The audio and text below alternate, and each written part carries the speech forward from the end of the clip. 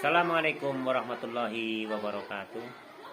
Jumpa kembali dengan saya di channel Fahim Imtihan yang akan mengulas tentang berbagai pengalaman seputar GERD, asam lambung, MAH maupun anxiety ya teman-teman ya.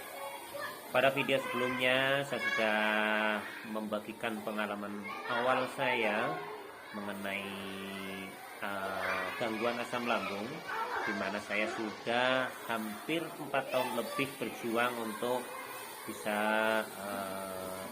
keluar atau sembuh dari asam lambung tersebut teman-teman. Nah, pada video kali ini saya akan membagikan pengalaman saya mengenai hal-hal yang sekiranya penting ketika kita awal-awal menderita gangguan asam lambung tersebut teman-teman.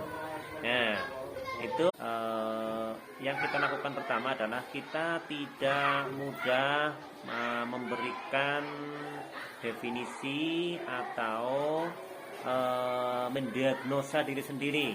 Ketika kita mengalami hal seperti ini, seperti itu, kita kemudian berpikir, oh saya sakit ini, oh saya sakit itu, gitu. Itu harus dihindari teman-teman. Karena diagnosa kita terhadap diri kita sendiri itu belum tentu tepat ya. Seperti umpama kita merasakan rasa sering sesek gitu kan, kita berpikir bahwa itu sakit paru-paru seperti itu ya. Kemudian kita kalau melakukan aktivitas sedikit terasa capek, kemudian megap, mengap gitu, kemudian kita mendiagnosa diri sendiri bahwa kita itu ada masalah di jantung gitu kan. Nah, itu hal-hal yang perlu dihindari sekali teman-teman. Ya, yang pertama itu tidak mendiagnosa diri sendiri kayak gitu. Kemudian yang kedua, kita tidak mudah mendengarkan saran orang yang tidak berkompeten dalam bidang ini gitu. Jadi yang kemarin di video pertama sudah saya sampaikan, yang berkompeten tentunya adalah dokter atau mungkin kita di rumah sakit dari berdasarkan hasil tes seperti itu ya. Tapi terkadang namanya kita hidup bersosial, kemudian ada mungkin kawan seperti itu memberikan masukan tentang penyakit ini, kemudian penanganannya jangan seperti ini, seperti itu gitu. Kemudian kita mencoba-coba menanganinya dengan cara yang mereka berikan, dan ternyata bukannya makin memperbaiki kondisi kita, tapi usaha yang kita lakukan untuk mencapai kondisi yang lebih baik tersebut itu malah runtuh teman-teman. Pernah terjadi. Nah, ini pernah terjadi di diri saya. Jadi ketika saya diberi saran oleh seorang teman bahwa kalau terkena asam lambung itu ada orang yang ahli memijat perut seperti itu. Maka saya mencoba datang ke ahli pijat perut tersebut. Kemudian perut saya itu ditangani teman-teman, hampir mungkin 1,5 jam lebih, khusus perut itu terus gitu diurut kayak gitu teman-teman.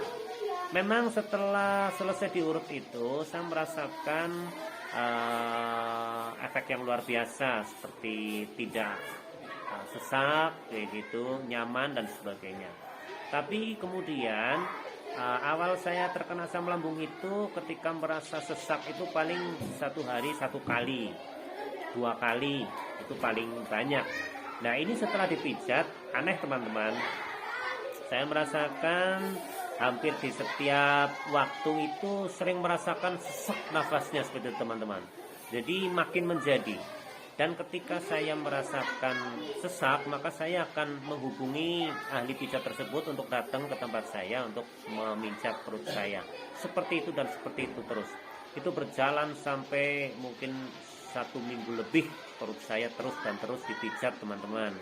Dan hasilnya, wah, tidak bisa dibayangkan teman-teman. Saya sampai berpikir tidak akan panjang umur lagi, karena saya makin sering itu datang rasa sesak nafas itu, kemudian kecemasan itu menjadi meningkat pesat ya. Kemudian saya susah untuk istirahat ya gitu, terutama kalau kita tidur itu mudah sekali kaget teman-teman. Nah, ini saya salah satu contohnya ketika mendengarkan nasihat dari orang lain yang tidak berkompeten, teman-teman. Nah, seperti umpama kita, seperti yang pertama tadi saya katakan, ketika kita mendiagnosa diri sendiri bahwa kita itu seperti terkena paru-paru, terkena jantung. Ternyata teman-teman, ketika saya datang ke rumah sakit, saya periksakan paru-paru saya lewat cek dahak, cek ronsen, ternyata paru-paru saya baik-baik saja, sehat, tidak ada flek dan sebagainya. Kemudian saya curiga kepada jantung saya pun datang ke dokter juga, kemudian saya melakukan tes mulai dari ronsen, EKG dan sebagainya. Ternyata alhamdulillah teman-teman, jantung saya sehat.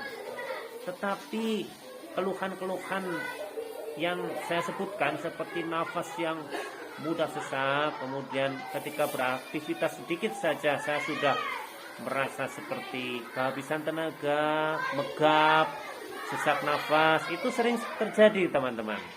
Nah ini ya, maka pada video kali ini itu yang dapat saya sampaikan teman-teman. Satu, tidak mudah mendiagnosa diri sendiri ya.